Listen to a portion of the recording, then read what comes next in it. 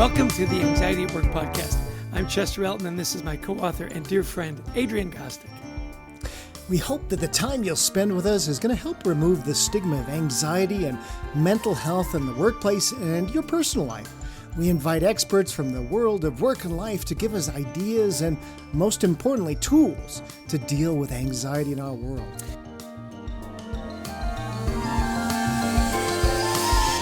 And part of our journey is sponsored by our wonderful sponsor, Life Guides. You know, it's a peer-to-peer community that helps people navigate through their day-to-day stressors by providing a place of empathy, listening, wisdom, and support with a guide who has walked in your shoes, experiencing the same challenge or life experience that you have. We all need a life guide. Well, for those of you that are listening, we've got a special offer. If you go to lifeguides.com/schedule a demo and add the code HEALTHY2021 to the text box, you get 2 free months of free service. We love our friends at Life Guides, don't we, Adrian?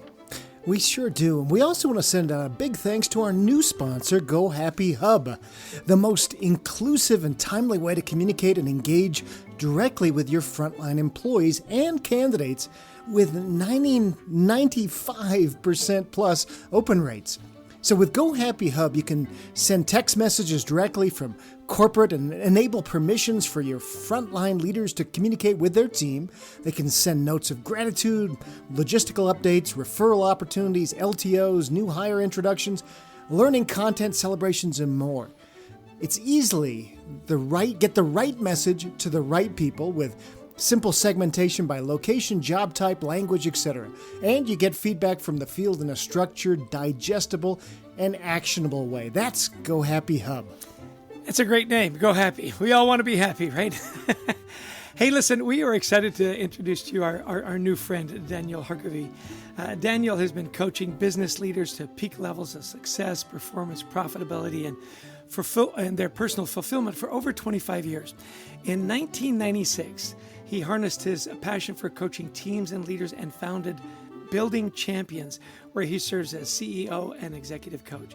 Over the past 2 decades, he and his team, a team of coaches, have worked with thousands of clients and organizations implementing the plan in his book, Living Forward.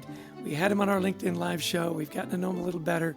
He's a better person than he is even a coach, and we're delighted to have Daniel Harkavy on our podcast today. Welcome, Daniel.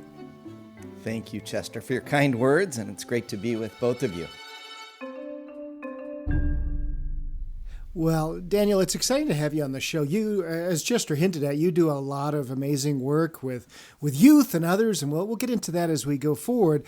Really, we introduced you, though, as an executive coach to leaders that, and right now, you write in your blog on your website about this VUCA world we're in, this volatile, uncertain, complex, ambiguous world. And so just give us an idea about the overall well-being of leaders that you're coaching and how, most importantly, you're helping them work through the anxiety they're facing right now.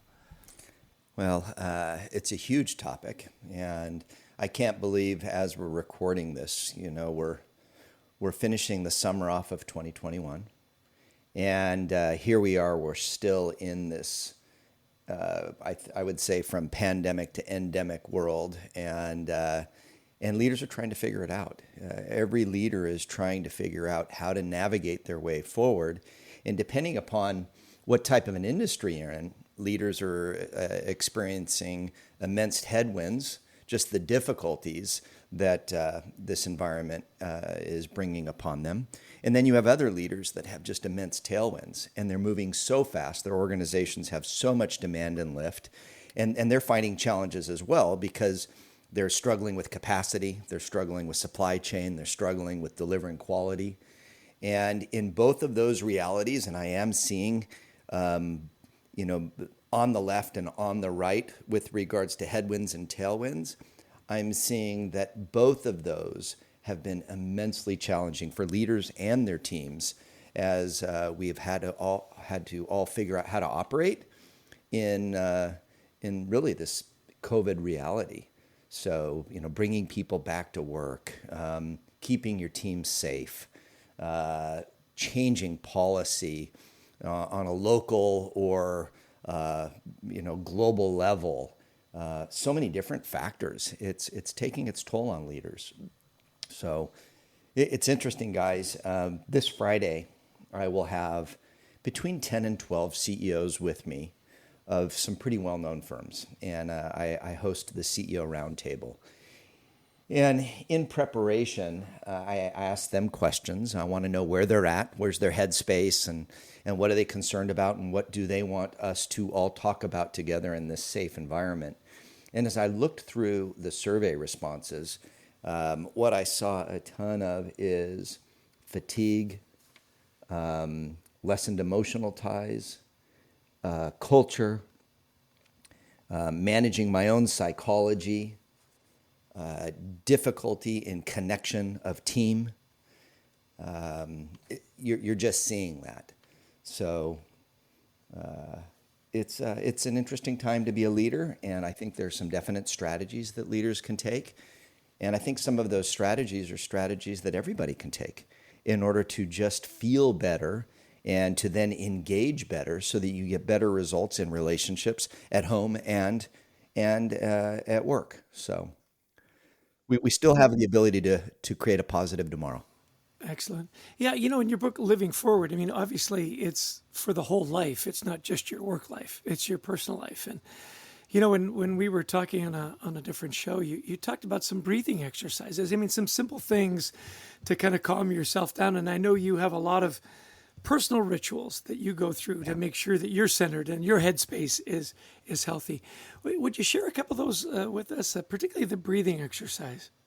Yeah, I think that one piqued an interest for both of us. Yeah. There's been just so much science around how we breathe and its connectedness to our overall health, our emotional health, our cardiac health, our whole limbic system health, how we feel alone, how we feel to others. So breathing's a really big deal. And you look at how our bodies were designed, and how at the very core of every organ, we need oxygen. We need that oxygen to enrich our blood and to cause our hearts to work well. It causes our brain to work well. So you can have doctors and psychologists on here are going to be a lot better equipped to answer the science side of the question than good old Daniel Harkavy. But what I can tell you is, as one who has studied it and one who has practiced it, it helps a ton. And what it does is, if we can understand that when we're stressed, we move into a shallow breathing state. And when we move into a shallow breathing state for a prolonged period of time, it's changing the chemistry of our body. Our chemicals are moving to an out of balance place. And for a prolonged period of time, that takes its toll on us, which is why meditation's so big, prayer's so big. That's why guys like Wim Hof are so popular. Ice baths and really controlling your breathing. That's why yoga has been so effective for fighting hypertension for years. This is why, depending upon your faith, this is why we're told to meditate on the scriptures, and meditate has a whole practice with it. So I am a fan of breathing, and I have a morning routine, and I am mindful of how I'm breathing in meetings, in conflict situations. I'm very aware of it, and I have some pretty cool practices. Yeah, just share one with us. It is interesting. Through the pandemic, I've become a huge fan of meditation, and of course, meditation is all about focusing on your breath and breathing. So, do you have one sort of go-to little ritual that you could share with us? Maybe walk us through it real quick. Yeah. So. I'm a man of faith, and my morning routine is what centers me. So I know, as goes my morning, so goes my day. An absolute believer in the first 60 to 90 minutes of my day, what I allow into my mind versus what I intentionally put into my mind. So for me, I have to set boundaries for what I won't allow into my mind. I have a routine. It's been consistent for probably a couple decades now. Wow. Where I like to move from, and I won't go into too much detail, but, move from the bedroom. I like to get into the kitchen. I do some health things first thing in the morning with, this is where people are going to say, okay, Harkavy's freaky, but let's go. Coconut oil in the mouth, which is good for the gums and the teeth, which is good for cleansing and then good for the heart because there's a connection between dentistry and your heart. And then I like to make a turmeric drink with the apple cider vinegar, and that's anti-inflammatory as we age and we continue to pound on our bodies, depending upon your appetite for adventure. Anything anti-inflammatory is good. And then I move over into a whole series of exercises where I go face down, and I am in child's pose, and then I have a morning prayer. And in my morning prayer, there's 3 parts to it. Part number 1 is gratitude. I believe that all of us were created by a creator who saw us, who knows us, who loves us, who wants to use us, who's with us. And I love living that way. And he invites me into a relationship. So I get to start off by acknowledging who he is and who I'm not. And when I get into trouble is when I start to think I'm him. So I always in the morning, I'm face down and I'm just acknowledging that he's got this whole thing under control and I don't have to. It's a good place to be.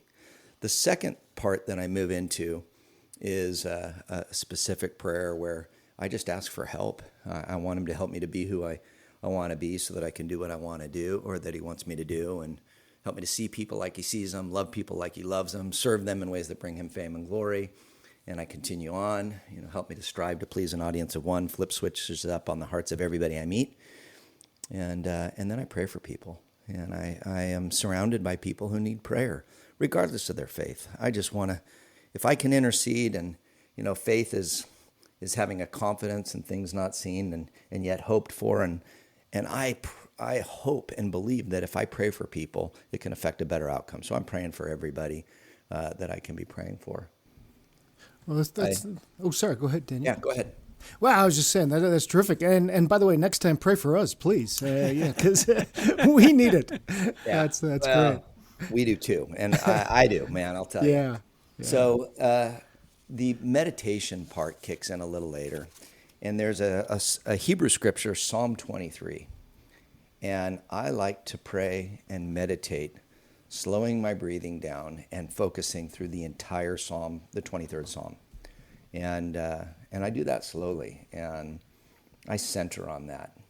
Recently, I've been introduced to an app called Lectio, and there's about an 8-minute little devotion in Lectio that slows your breathing down and gets you to meditate, and I found that to be really beautiful. So I'll throw some of that in. In the winter months, I'll sit in the sauna, and I'll do some deep breathing and meditation and prayer out there. Sometimes I'm in the hot tub early in the morning. I mix it up a bit, but that 23rd Psalm is a constant for me. Slowing it down. It's great. It's beautiful. Yeah, that's so great. And I hadn't thought about using the 23rd Psalm in that way. That's terrific. I'm going to try that. It's so wonderful. let's come. And this is so great. We haven't done this in a while. As somebody's sort of rituals that you use. So I think this has been really powerful. So I want you to think now from a leader's perspective as you coach. You've talked about how you sort of fight that limbic system overload from your perspective. What do leaders do to help kind of fight this from a team perspective of this limbic system overload, anxiety, fear in the workplace? Well, it's all connected.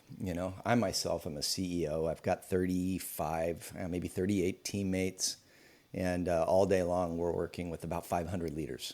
And we're doing this day in and day out. And these leaders, as you all listen to me, I'm incredibly transparent. I share faith, but the organization works with leaders of all sorts of different beliefs. So I don't want the audience to be thinking, all right, you only work with your type of people. No, this is just me, and this has been my journey, and it helps me to love people better, and it helps me to think better, and that helps me to show up better. So as I'm thinking about your question, Adrienne, and what are best practices for leaders to help themselves to feel good and then think at their best and then perform at their best? Well, it all starts with self-leadership. And the reason that I share my morning routine is because too many leaders are bypassing the morning routine and they're moving right into reactive mode. So, for 25 years, I've been walking alongside leaders, and the lion's share of them that are struggling, their morning routine is one that can immediately have a positive effect on their overall efficacy if they would just begin making it habit. So if you can begin putting good things into your mind in the morning, it changes how you believe. What you think about and allow in impacts your belief, which then impacts your feelings. How you feel alone then impacts how you feel to the team. I love quoting my good friend, Dr. Henry Cloud, who says in Boundaries for Leaders, I think that was where he said it, but I have no idea. But Henry always says, a leader's number one job is to think well and then to help the people around them to think well. And I believe that, absolutely believe that. So how we lead ourselves, our own morning routine, what we're thinking about our people, what we're believing about our people, what we're thinking about us in our role and believing about us in our role, and then what we're thinking and believing about our opportunities and the organization and the difference we can make and how we can improve how we serve those that we serve, or improve the quality of our products, or improve whatever it is that has to do with our type of business. Our thinking and belief and believing that there can be a better tomorrow is absolutely critical. And it's more critical today than it was 2 years ago. Because 2 years ago, everybody truly believed, if you were to ask them, hey, can we have a better tomorrow? 2 years ago, people were like, oh, of course we can. I mean, look at the last decade. Every year's been getting better for most people. You've watched businesses grow. You've watched the stock market grow. You've watched earnings grow. You've watched all sorts of new businesses enter the scene and crush it. Well, the last couple of years, now, March of 2020, people are less certain, which is where VUCA enters. And we leaders need to be mindful of the fact that we can still create an opportunity and have a better tomorrow, but it starts on the inside. Self-leadership always precedes team effectiveness, and team effectiveness always precedes organizational impact. So I'm working on self-leadership with folks in the C-suite, and I'm working on self-leadership with level 5 leaders in global organizations, continent organizations. So it all starts with you and your own practices. It's so interesting. You talk about a lot of structure, and being really disciplined in that structure. The morning routine, what you put into your head, and so on. So, how can our lives and how can we position ourselves better to win by incorporating more structure? The morning routine, I love that concept. How do you then transfer that to more structure within the organization, within your personal life, for more happiness and more freedom? Well, I have one approach in that book that I co-authored with my longtime client and friend, Michael Hyatt. That book's Living Forward, and that's a life planning book. Right. That's one component of what we bring to clients. I've written a few books on different models, and our coaches are working through all sorts of different models. But the life plan structure is a great starting place. And that's the one that we're actually using to launch our new community benefit not-for-profit to help America's young adults to have some belief and hope in tomorrow. That's all about life planning. So when you look at the last year and a half, our routines and structures have been really disturbed, and that disrupts how we feel. We're no longer certain of our routines. We had these subconscious routines that when we were able to execute on those, whether we stopped at Starbucks every day at 7:10 on the way to work, we saw Janet gave us the same drink. We didn't even need to order it. She knew. We had routines, and those routines got blown to pieces. Well, by building in structure, what you can do is you can begin to have a roadmap to win. You create a GPS that enables you to move from where you are to where you want to be. And in Living Forward, that's what we talk about, building a life plan that enables you to identify who you want to be in every area of your life that's important, and then specific steps that will enable you to move forward so that you are accumulating net worth in all areas of your life instead of the areas of life that usually have the most pull, which is your career, maybe your finances. You know, if you speak to folks that are maybe closer to our age, Chester, you and I having the same haircuts, you know, you've seen it, and maybe you've been there before, where you're dealing with men and women who have been just career crushers. They've been awesome at work, but they get into their 40s, 50s, and 60s, and then they have a lot of regret. Yeah. Because they neglected other areas of their life that are now bankrupt, and they can't go back and fix those. So if you would just look at accumulating net worth in all areas of your life and then build a routine and a structure and make those non-negotiable, you make those disciplines that you're going to do everything you can to live out 70, 80, 90% of the time. Your health, your marriage, your friendships, your family, your finances, maybe your philanthropic work, maybe some hobbies, your career. We're multidimensional beings. And I love that idea of accumulating net worth in all areas of our lives. That is so important. And you're right. We work with, executives that usually are, like you say, 40 plus, and they're realizing at this point, okay, I want a more well-rounded life. This work-life balance that people have talked about. Hey, tell us a little bit more about how we can find you, Daniel. If somebody's listening and they go, ooh, I want more of that, where would they go? Yeah, so our corporate website's buildingchampions.com, and that's where you'll find our organization. Setpath.com will go live within the next few weeks, and you'll find us there. And I'm on social media, so you can find me on LinkedIn, Facebook, and Instagram, Daniel Harkavy, Harkav as in Victor Y. One of the things we're hearing a lot about that is causing stress and anxiety, and I'd really be interested in your opinion as a leader and coach, is this idea of remote work, hybrid work. You probably have people you've been managing for quite some time that maybe have been more hybrid, but a lot of us are just trying to figure this out, and it's causing stress and anxiety.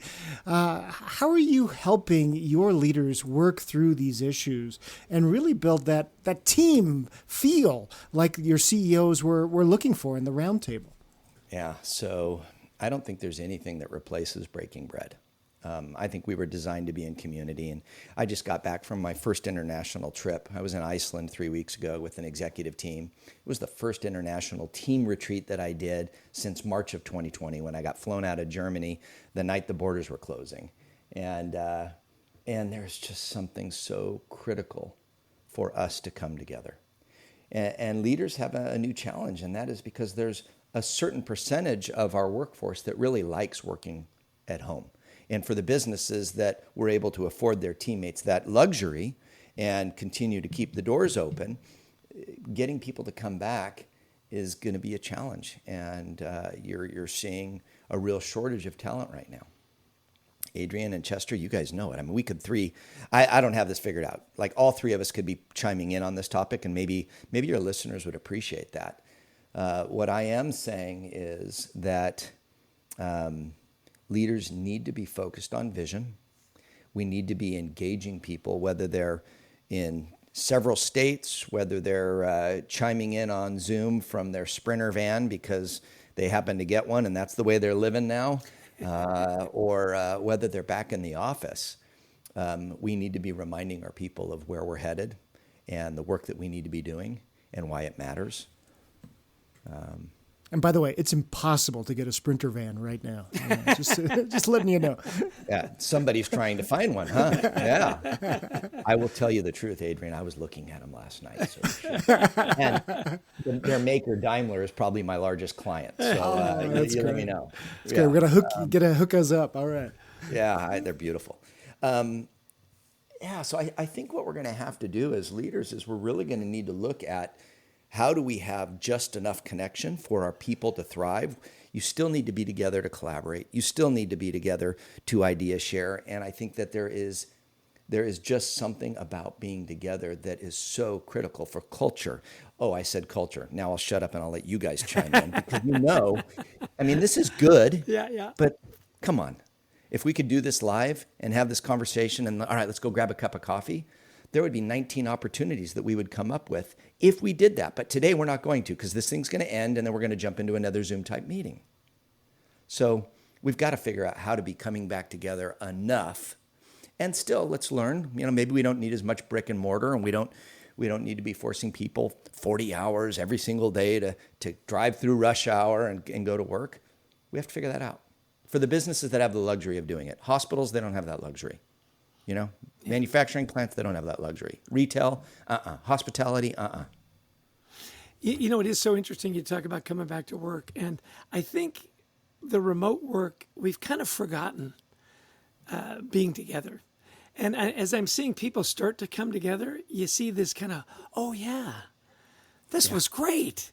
I remember this. Yeah. And so it'll be interesting as people say, gosh, they want me in the workplace, 3 days a week. That's crazy.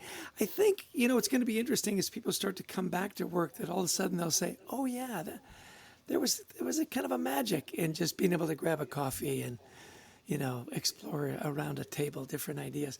Wonderful insights, Daniel.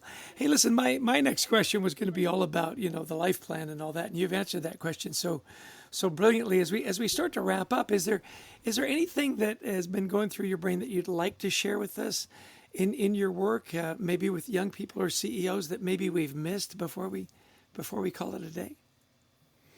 Well, I would say, this whole topic of life planning, it's where you were going to go. And yes, I did touch on it. There's a percentage of folks that are listening to us right now that didn't even really hear it. Maybe they heard it and they thought, oh, it's another goal setting guy. It's a goal setting framework. It's actually not. And I would want everybody listening, whether you are, somebody who your parents were just these switched on folks that want you to learn everything. So you're the 18-year-old or the 20-year-old listening. And if you are, awesome, good on you. Or, you're the 30, 40, 50, 60-year-old professional that has been positively impacted by Adrian and Chester's work. This bit about life planning, it's a big deal. And if you don't have a framework that helps you to make decisions, that helps you to develop conviction, clarity around your convictions and what you'll say no to so that you can say yes to great things. You have to say no to good things so that you can say yes to great things. If you don't have a framework for helping you, you have to understand that we humans are emotional beings. And if the general state of humanity today is as is the media is portraying it, how we humans are doing together, it's not so pretty. We are still on this divided side of you are and I'm not, and I'm right and you're wrong. And the more that continues, the worse off we're going to be. And we can't be looking to other people saying, you guys all need to fix it. That never works. What we need to do is we need to be looking at ourselves, and we need to be saying, okay, where am I? How am I feeling? And what can I do to be more positive and make a bigger difference in the lives of those around me? And when you're tired, or when you have fear, or when you have uncertainty, it kicks in some chemicals that bring about emotions that hurt our ability to relate and to connect and to have empathy for one another. And I will tell you that over the long haul, it does nobody good. It's not going to bode well for you. So having a framework that really helps you to identify who you want to be as a partner, who you want to be as the steward of your body, who you want to be in your neighborhood, who you want to be as a mother, a father, a grandfather, a grandmother. Who do you want to be? The time's clicking. In the Hebrew Scriptures it says in Psalm 90:12, so teach us to number our days so that we may gain a heart of wisdom. Don't think that this is just going to, we have tomorrow and we have next week and then we can get around to fixing it. No, it's up to us. It's up to us today. So I would encourage everybody to have some sort of a framework that helps you to remember what's most important to you and then how you can positively move forward to be the person that you can be. And I look at living forward and life planning as a GPS for your life. And it's dynamic. You adjust it. Things change. It's not this It's not this magic genie in a jar, but it does help you to be reminded of. It's a framework that helps your executive functions to be reminded of what matters most, so that you can then make the decisions that will enable you to accumulate that net worth in the areas of your life that matter most. My hope would be more people would go, wait, what did he just say? Build a life plan? Yeah, take a day and do it. And I've seen tens of thousands and now hundreds of thousands of people improve how they move through life in all areas because they've used the framework. That book's now in 23 languages. Oh, that's great. And I would say if you're going to pick up on one thing and you haven't done it, that would be the one thing, Chester. And that is so great. And again, the book is Living Forward. It is worth picking up, like you say, just for the life plan. If you haven't done that, take a few minutes to go through that process. It is so powerful. Daniel, Chester and I, we've been business partners for 20 years. We've been on this earth 120 years between us, 100 for Chester, 20 for me. But, let's not niggle with the details. With the math, yeah. But the point is that we still do this. We still get opportunities thrown in our way. And we go, okay, let's do it. And we realize it's not what we should be doing. It's not part of our life plan. And so that's why, the work you're doing is so valuable. So thank you, Daniel, for coming on. I think that last, minute or two that you've just shared with us has made my day and has really given me something to think toward. So thank you again for coming on. This has been really powerful. My pleasure. It's great to be with you guys.